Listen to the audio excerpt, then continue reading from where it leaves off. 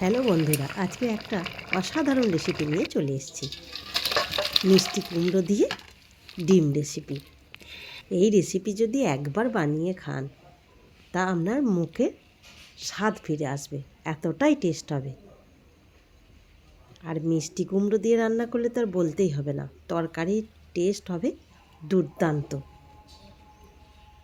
দেখুন রেসিপিটা কী করে বানালাম। প্রথমে একটা কুমড়ো নিয়েছি। কুমড়োটা আমরা পিস পিস করে কেটে নেব। কুমড়োটা খুবই সুন্দর, চেপনি দেখতে সুন্দর ছিল এবং কুমড়োটা ভেতরটাও খুবই সুন্দর ছিল। পিস পিস করে আমরা কুমড়োটা কুচি করে নিলাম।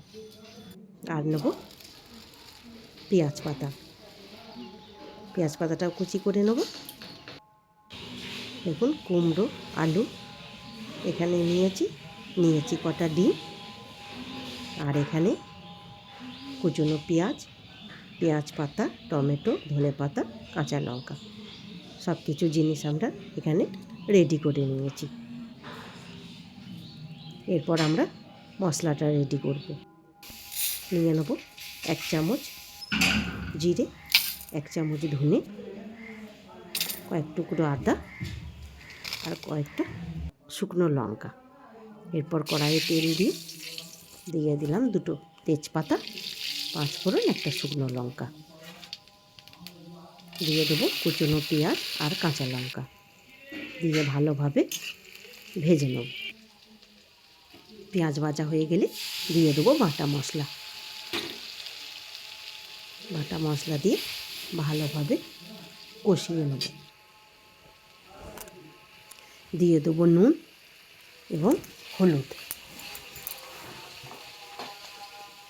দিয়ে ভালোভাবে মশলাটাকে কষিয়ে নেব।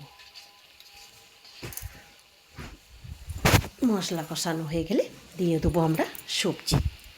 এখানে অল্প ফুলকপি ছিল, আমি ওটাও কুচিয়ে দিয়ে দিয়েছি। ভালোভাবে সবজিগুলো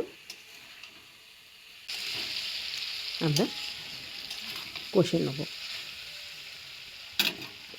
একবার চাপা দিয়ে রান্না করে নেব। এরপর কষানো হয়ে গেলে দিয়ে দেবো পেঁয়াজ পাতা এবং কুচানো টমেটো, দিয়ে আরও একবার ভালোভাবে ভেজে নেব।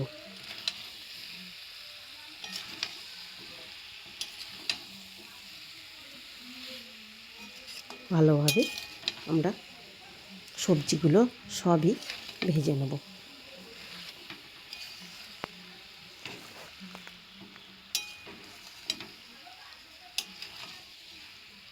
সবজি যত কষবেন তত রান্নার টেস্ট বাড়বে। এরপর সিদ্ধ আসলে একবার চাপা দিয়ে দেবো। এরপর দিয়ে দেবো টেস্টের জন্য 1 চামচ চিনি আর 1 চামচ গরম মশলা গুঁড়ো, দিয়ে আরও একবার ভালোভাবে সবজিগুলো নেড়ে চেড়ে নেব।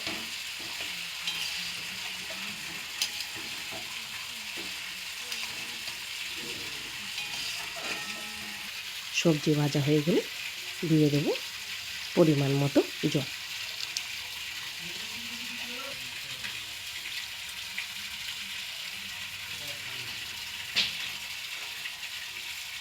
ভালোভাবে মিশিয়ে আমরা রান্না করে নেব তরকারিটা। এরপর ডিম দেওয়ার জন্য কয়েকটা ডিম আমরা এখানে ফাটিয়ে নেব।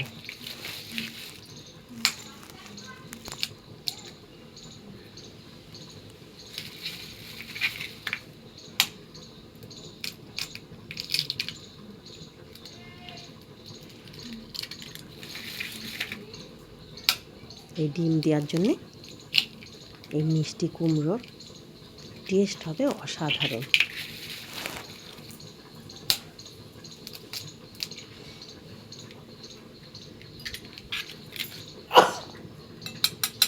ভালো করে ডিমটাকে আমরা ফেটিয়ে নেব।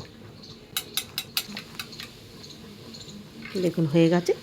এরপর তরকারিটা তুলে নিয়ে কড়াইয়ে দিয়েছি তেল, ডিমটা ভেজে নেব।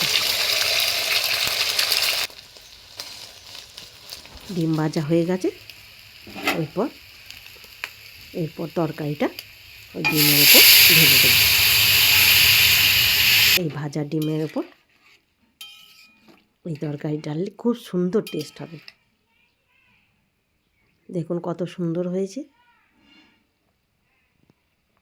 এইভাবে আপনারা মিষ্টি কুমড়ো একবার রান্না করে দেখবেন, খুব সুন্দর লাগবে। দিয়ে দেবো কুচানো ধনেপাতা।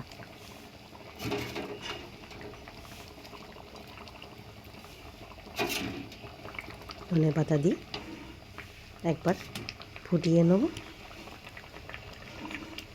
তারপরেই তৈরি হয়ে যাবে আমাদের মিষ্টি কুমড়ো দিয়ে ডিম রেসিপি। অসাধারণ লাগবে, আপনারা বাড়িতে বানিয়ে দেখবেন। কুমড়োর তরকারি চেটে পুটে খাবে সবাই। ভিডিওটা ভালো লাগলে অবশ্যই লাইক এবং কমেন্ট করবেন। দেখা হচ্ছে পরের ভিডিও।